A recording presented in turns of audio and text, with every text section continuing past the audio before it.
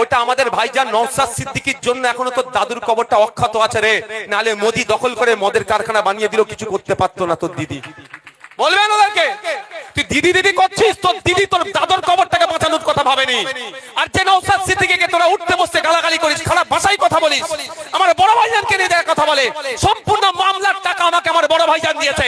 আমাদের মতো মানুষের করা মামলার জন্য ওই তৃণমূল নেতার দাদুর কবরটা এখনো সুরক্ষিত আছে। যে আব্বাস সিদ্দিকী করে বাজে কথা বলে না, সেই বড় ভাইজান আমাকে টাকা দিয়েছে, যা মামলা কর সুপ্রিম কোর্টে। আমি মামলা করেছিলাম বলে ওই তৃণমূল নেতার বাপের কবরটা এখনো সুরক্ষিত আছে, নালে মদের ফ্যাক্টরি করে দিত তৃণমূলের আমলে এই বিজেপি সরকার নিয়ে। আর ওরা বড় বড় কথা বলে দিদি বাঁচাবে, প্রতিটা জায়গায় যেখানে যেখানে দিদি সব দায়িত্ব নিয়েছে সেটাই ডুবিয়েছে। একটা জায়গা আপনি বলুন যে একটা জায়গায় দিদি সত্যিকারের কথা দিয়ে কথা রেখেছে, একটা জায়গার কথা বলুন, একটা জায়গায় বলুন তার রাজনৈতিক ইতিহাসে তিনি কথা দিয়ে কথা রেখেছেন, পারবেন? একটা জায়গা আছে, ফ্রন্টে নিয়ে এসে বিজেপিকে লড়াই করব, এটা উনি মিলিয়ে দিয়েছেন।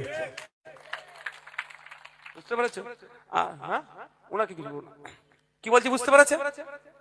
ফ্রন্টে নিয়ে এসে লড়াই করব, এটাকে ছাড়া বাকি একটা কথা উনি রাখেননি। সরকারি কর্মচারীদের ওয়াকাফ সম্পত্তি ক্ষমতায় আসলে উদ্ধার করব, উল্টো অবনতি হয়েছে, ক্ষতি হয়েছে।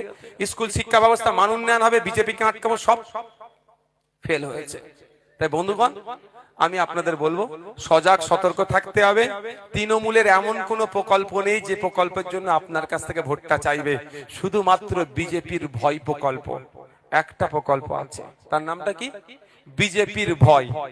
এই প্রকল্প দিয়ে উনি ভোটটাকে চাইতে চাইছেন, বাকি কোনো প্রকল্প দিয়ে চাইছে না। মা, তোমার মা বাপ যে কবরে ঘুমোচ্ছে, মমতা ব্যানার্জি সেটা বিজেপিকে সহযোগিতা করে দিচ্ছে কবরটা কেড়ে নিতে। ভোটটা কি মমতা ব্যানার্জিকে দেবে তুমি?